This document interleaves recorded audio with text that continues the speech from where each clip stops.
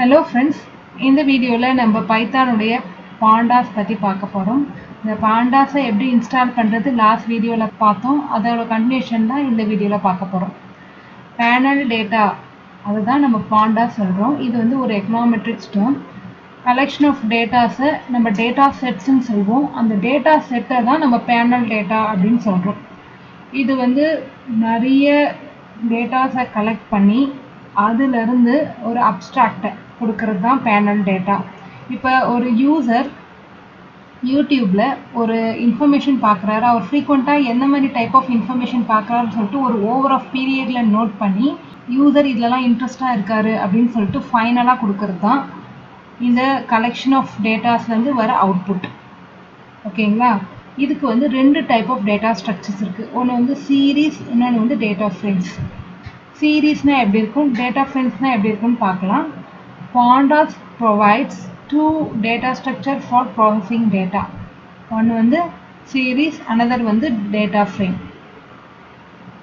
Series is a single dimensional data. ஒரே ஒரு row மட்டும்தான் இருக்கும். எக்ஸாம்பிள் பார்த்தீங்கன்னா எப்படி லிஸ்ட் இருக்குமோ, டியூப்பிள் இருக்குமோ, டிக்ஷனரி இருக்குமோ, அதே போல தான் இந்த சீரீஸ் ஆஃப் டேட்டாஸ் இருக்கும். 0 1 2 3 அப்படின்னு சொல்லிட்டு நம்பரிங் ஸ்டார்ட் ஆகும். நம்ம சீரீஸாக இருக்கிறதுக்கு லிஸ்ட், டியூப்பிள், டிக்ஷனரி இதெல்லாம் நம்ம வந்து சீரீஸாக கன்வெர்ட் பண்ணிக்கலாம். இதில் வந்து ஸ்கேலார் வேல்யூன்னு கொடுத்துருப்பேன். இந்த ஸ்கேலார் வேல்யூ அப்படின்றது ஒரே ஒரு வேல்யூ எனக்கு 10 டைம்ஸ் 20 டைம்ஸ் ரிப்பீட் ஆகணும் போது அதை நான் சீரீஸாகவும் கொடுத்துக்கலாம். நெக்ஸ்ட்டு பார்த்தீங்கன்னா டேட்டா ஃப்ரேம்ஸ். டேட்டா ஃப்ரேம்ஸ் வந்து ஒரு டேட்டா டேபிளாக அரேஞ்ச் பண்ணக்கூடிய தான் டேட்டா ஃப்ரேம்ஸ். இதில் பார்த்தீங்கன்னா ரோஸ் அண்ட் காலம்ஸ் இருக்கணும். 2 டைமென்ஷனல் டேட்டா அப்படின்னு கூட சொல்லலாம். இந்த ரெண்டு டேட்டா ஸ்ட்ரக்சரை வந்து நம்ம பாண்டாஸ் நமக்கு ப்ரொவைட் பண்ணுது. நம்மளுடைய டேட்டா எப்படியோ அதுக்கேற்ற போல் நம்ம டேட்டா ஸ்ட்ரக்சரை சூஸ் பண்ணிக்கலாம். Panel data is an econometric terms for data sets. Data setsனா ஒன்றும் இல்லை, collection of datas. Pandas provides two data structure for processing data, series and data frames. Series is a one-dimensional array. List, tuple, dictionary, scalar value, array அதெல்லாம் வந்து நம்ம சீரீஸாக கொடுத்துக்கலாம். Data frame, data arrange as table, rows and columns. Row and காலமாக arrange ஆகிருக்கும் datas. Panda series, இந்த சீரீஸை எப்படி நம்ம க்ரியேட் பண்ணலாம்? வேஸ் ஆஃப் கிரியேட்டிங் சீரீஸ் 2 டைப்ஸாக நம்ம க்ரியேட் பண்ணிக்கலாம். ஃபஸ்ட் எம்டி சீரீஸ், எம்டியாக ஒரு சீரீஸ் க்ரியேட் பண்ணிக்கலாம். இதில் நம்ம எவ்வளோ வேணால் என்ட்ரிஸ் போட்டுக்கலாம். அதுக்கப்புறம் இன்சர்ட் கொடுத்துக்கலாம். அந்த எம்டி சீரீஸ் உடைய பேர் கொடுத்து நம்மளுடைய எலமெண்ட்ஸை கொடுத்தோன்னா ஆட்டோமேட்டிக்காக அந்த சீரீஸில் இன்சர்ட் ஆகிடும். Series from inputs.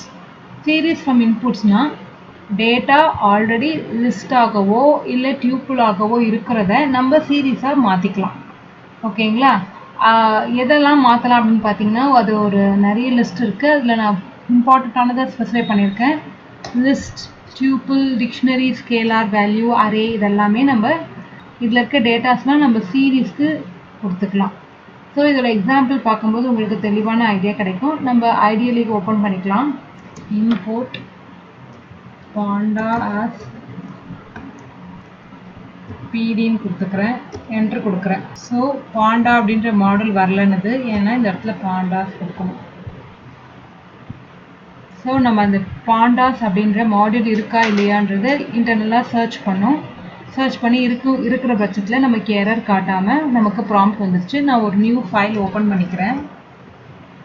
இதை நான் சேவ் பண்ணிக்கிறேன் சீரீஸ் க்ரியேட் பண்ணுறதுக்காக. பாண்டாஸ் ஆஸ் பிடி. ஸோ நான் ஒரு வேரியபிளில் வாங்கிக்கிறேன். X is equal to pd.series. ஒரு எம்டி சீரீஸை நான் க்ரியேட் பண்ணிக்கிறேன்.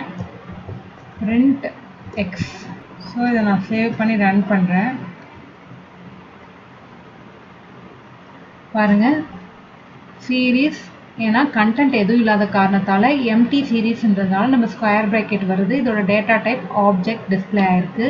இந்த எம்டி சீரீஸில் நம்ம எலமெண்ட்ஸை இன்சர்ட் பண்ணிக்கலாம். எக்ஸ் ஸ்கொயர் ப்ராக்கெட்குள்ளே அதோட இண்டெக்ஸ் பொசிஷன் கொடுத்துட்டு எலமெண்ட் என்ன எலமெண்ட் வேணுமோ இன்சர்ட் பண்ணிக்கலாம்.